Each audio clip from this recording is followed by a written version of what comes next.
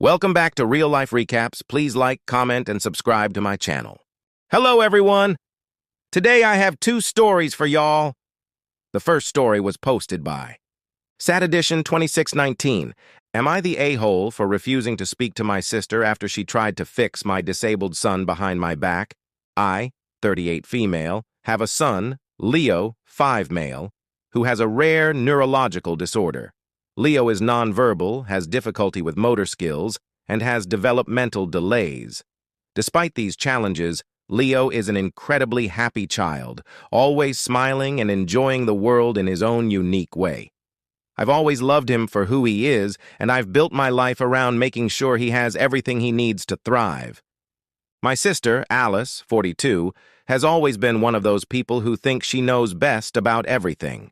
She's never been subtle about her opinions on how I should fix Leo, constantly suggesting bizarre treatments or diets. I've always politely declined, explaining that Leo's condition is not something that can be cured and that we love him exactly as he is.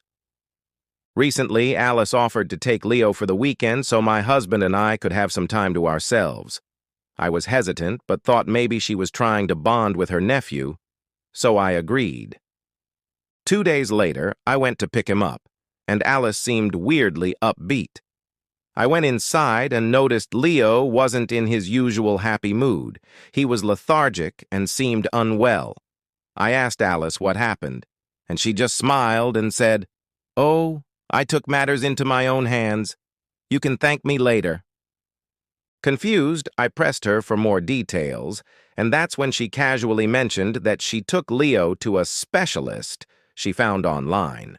Apparently, this specialist was some unlicensed quack who claims he can reverse neurological disorders with a combination of extreme sensory deprivation, herbal treatments, and detox procedures. Alice admitted she had taken Leo to this man's clinic for a 2-day session, which involved placing Leo in a dark room for hours, forcing him to drink some kind of foul-smelling concoction, and subjecting him to realignment therapy, which turned out to be this man stretching and manipulating Leo's limbs and joints for hours. I was horrified.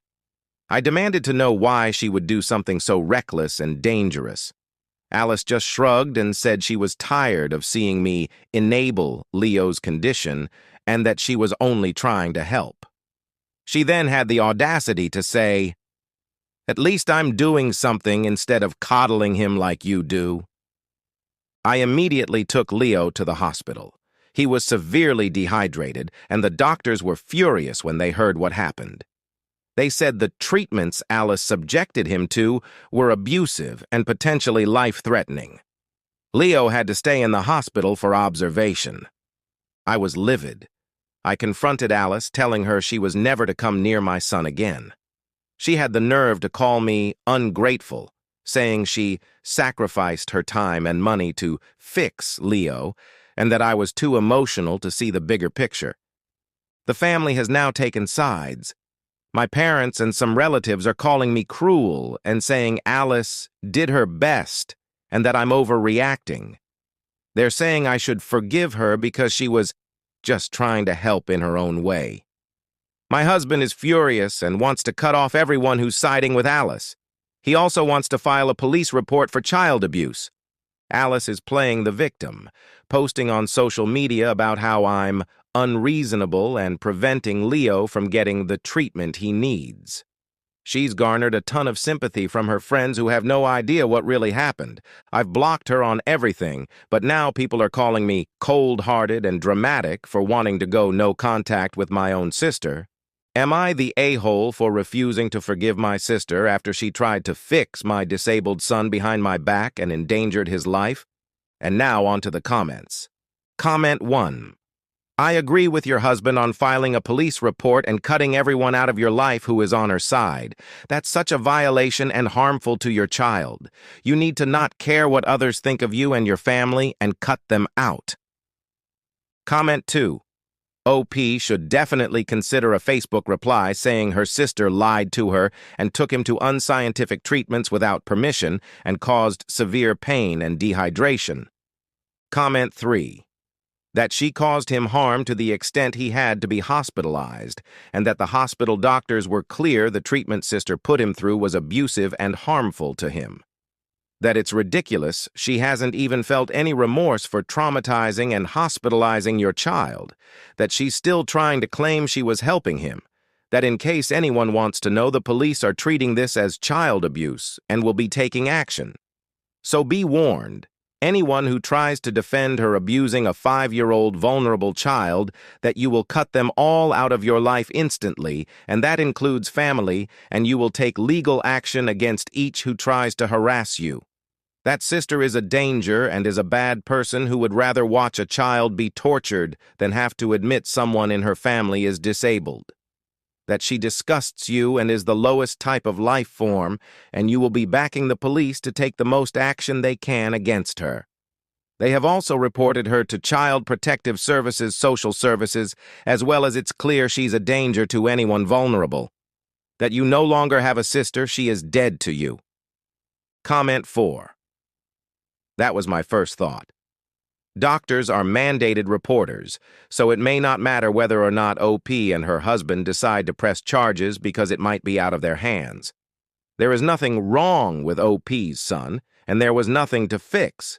People who have the same mindset as her sister are the reason children die, because they think tough love can solve everything.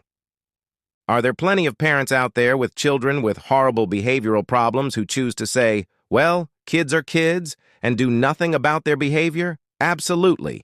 Is OP one of those parents that does nothing for her child? Absolutely not. You can tell how much OP cares for her son when reading the post, and it is so frustrating to see how she is being treated by her sister and her flying monkeys.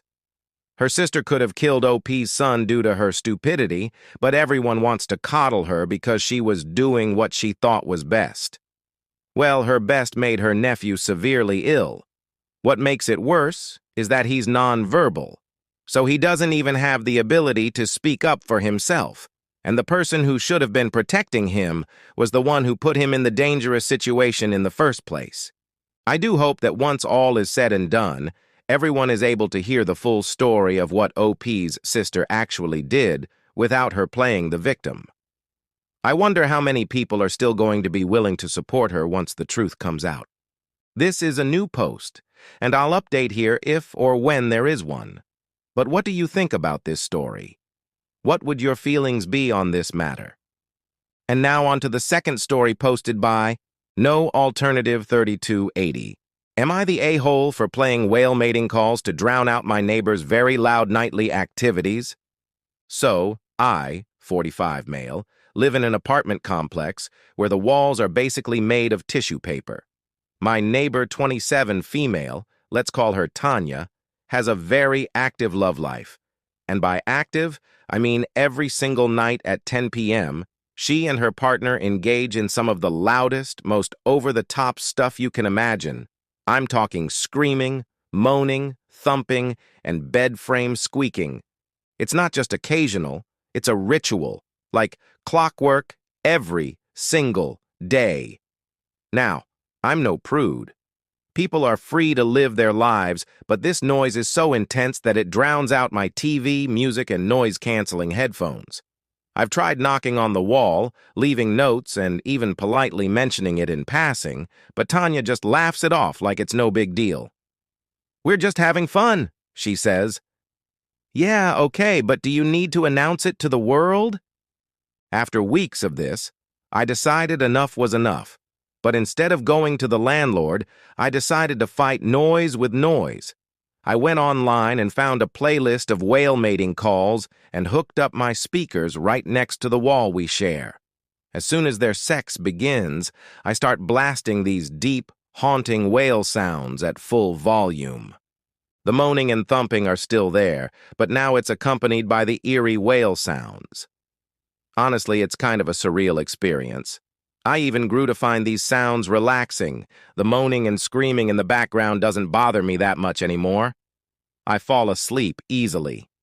Tanya came over the other day looking super annoyed and asked, "What the hell is that noise? It's creepy and totally messing up our vibe." I calmly told her that I was trying to create a calming atmosphere in my apartment, and that the whale sounds helped me relax. She didn't seem convinced and stormed off. She recently threatened to get the landlord involved, though, so am I the a-hole for using whale mating calls to drown out my neighbor's very loud love life? And now on to the comments. Comment 1.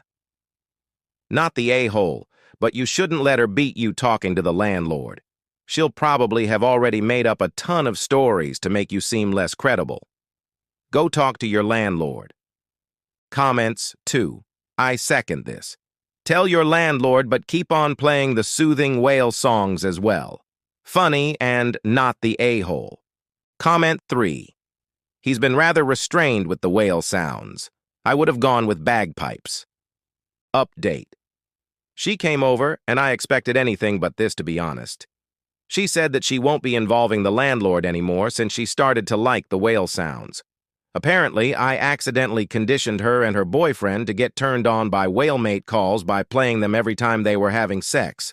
Now, I'm glad to say that the issue is resolved and we're all satisfied. I can get my good night's sleep with my calming whale sounds, and they can have nice sex as well. She admitted that the idea of someone hearing them fucking turned them on, but apologized for involving me in this without me wanting it. I told her that it's okay, and now we're all cool. She even brought me chocolate cookies as an extra apology. Wow, this was just an unusual outcome from this story. What do you think about it? Let me know in the comments. Please like, comment, and subscribe if you haven't already done so. Thank you, and have a great day.